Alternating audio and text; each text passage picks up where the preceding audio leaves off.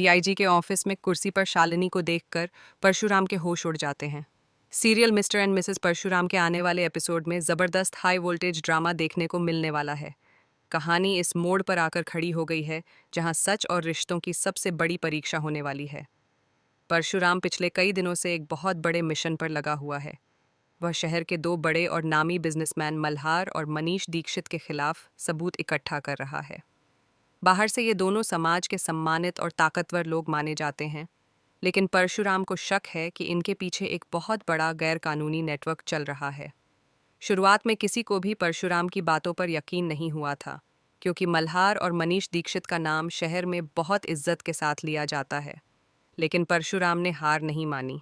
धीरे धीरे उसने उन गुंडों को पकड़ना शुरू किया जो इन दोनों के लिए काम करते थे। कई बार उसे धमकियां भी मिलीं, कई बार उस पर हमला करने की कोशिश भी हुई, लेकिन वह पीछे नहीं हटा। आखिरकार उसे कुछ ऐसे लोग मिल गए जो मल्हार और मनीष दीक्षित की सच्चाई जानते थे। उन लोगों ने गवाही देने के लिए हामी भर दी और यहीं से केस और भी मजबूत होता चला गया। एक दिन परशुराम अपने ऑफिस में बैठकर सारे सबूतों को देख रहा होता है। फाइलों के ढेर लगे होते हैं और हर फाइल में एक नई सच्चाई छिपी होती है। तभी बलराम वहां आता है और कहता है कि मामला बहुत बड़ा है। मल्हार और मनीष दीक्षित जैसे लोगों को गिरफ्तार करना इतना आसान नहीं होगा। वह परशुराम को समझाता है कि बिना डीआईजी की परमिशन के इतना बड़ा कदम उठाना खतरे से खाली नहीं है। अगर जरा सी भी गलती हुई तो पूरी पुलिस टीम मुश्किल में पड़ सकती है। परशुराम पहले तो थोड़ा सोच में पड़ जाता है, लेकिन फिर उसे लगता है कि बलराम की बात सही है। कानून के दायरे में रहकर ही यह लड़ाई लड़नी होगी, इसलिए वह फैसला करता है कि वह सीधे डीआईजी के पास जाएगा और उन्हें पूरा मामला समझाकर गिरफ्तारी की परमिशन लेगा। अगले ही दिन वह सारी फाइलें और सबूत लेकर डीआईजी के ऑफिस पहुंचता है। ऑफिस के बाहर माहौल बहुत शांत होता है। गार्ड उसे अंदर जाने की अनुमति दे देते हैं। जैसे ही परशुराम दरवाज़ा खोलकर अंदर प्रवेश करता है, वह देखता है कि सामने बड़ी सी कुर्सी पर कोई बैठा हुआ है, लेकिन वह व्यक्ति कुर्सी को पीछे की तरफ घुमाकर बैठा हुआ है, इसलिए उसका चेहरा दिखाई नहीं देता। परशुराम समझ जाता है कि यही डीआईजी हैं। वह पूरी गंभीरता के साथ खड़ा होकर बोलना शुरू करता है। वह कहता है कि सर, मैं इस शहर में चल रहे एक बहुत बड़े गैरकानूनी रैकेट की जांच कर रहा हूँ। इस रैकेट के पीछे शहर के दो बड़े नाम हैं, मल्हार और मनीष दीक्षित। परशुराम एक एक करके सारे सबूत टेबल पर रख देता है और कहता है कि उसके पास गवाह भी हैं और पक्के सबूत भी। कमरे में पूरी तरह सन्नाटा होता है। सामने बैठे अधिकारी की तरफ से कोई आवाज़ नहीं आती। परशुराम सोचता है कि शायद वह व्यक्ति सबूतों को ध्यान से देख रहा होगा और कोई फैसला लेने की तैयारी कर रहा होगा। वह अपनी बात खत्म करके धीरे धीरे पीछे मुड़ता है और दरवाजे की तरफ बढ़ने लगता है। तभी अचानक पीछे से एक आवाज़ आती है। आवाज़ बहुत शांत लेकिन मजबूत होती है। जैसे ही वह आवाज़ सुनाई देती है, परशुराम के कदम वहीं रुक जाते हैं। वह धीरे धीरे पीछे मुड़ता है।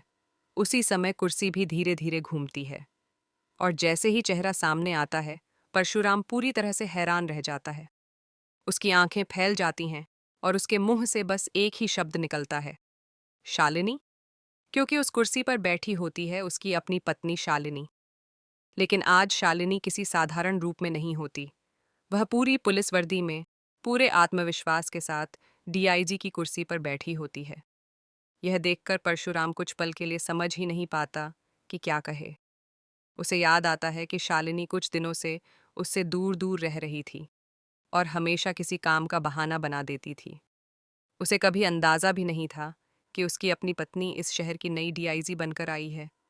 शालिनी बहुत ही शांत अंदाज में उसे देखती है और कहती है कि ऑफिस में रिश्तों की नहीं, कानून की भाषा बोली जाती है। यहाँ मैं सिर्फ एक ऑफिसर हूँ। परशुराम के लिए यह पल बहुत भावुक भी होता है और गर्व से भरा हुआ भी, क्योंकि जिस ईमानदारी और साहस के लिए वह खुद जाना जाता है, वही गुण उसकी पत्नी में भी साफ दिखाई देते हैं।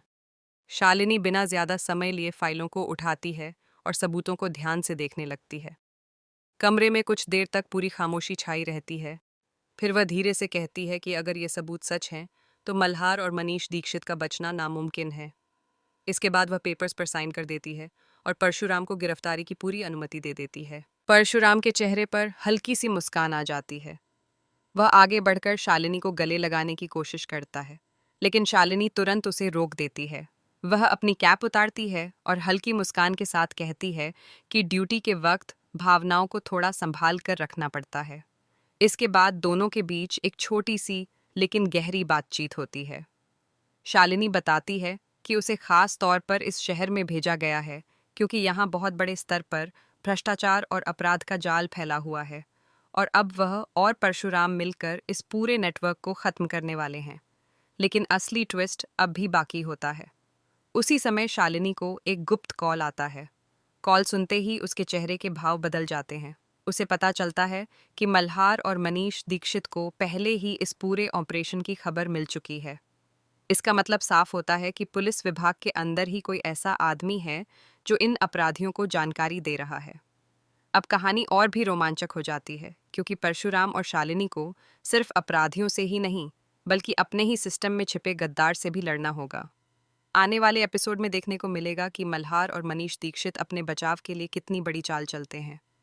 वे अपने प्रभाव और पैसे का इस्तेमाल करके पूरे शहर में डर का माहौल बनाने की कोशिश करेंगे।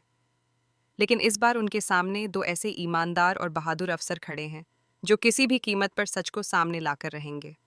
अब देखना बेहद दिलचस्प होगा कि शालिनी और परशुराम मिलकर कैसे इस साजिश का पर्दाफाश करते हैं, कैसे पुलिस विभाग के अंदर छिपे गद्दार को पकड़ते हैं और कैसे मल्हार और मनीष दीक्षित की पूरी साम्राज्य को एक ही झटके में गिरा देते हैं। आने वाले एपिसोड में सस्पेंस, इमोशन और एक्शन का ऐसा तूफान आने वाला है जो दर्शकों को पूरी तरह से चौंका देगा।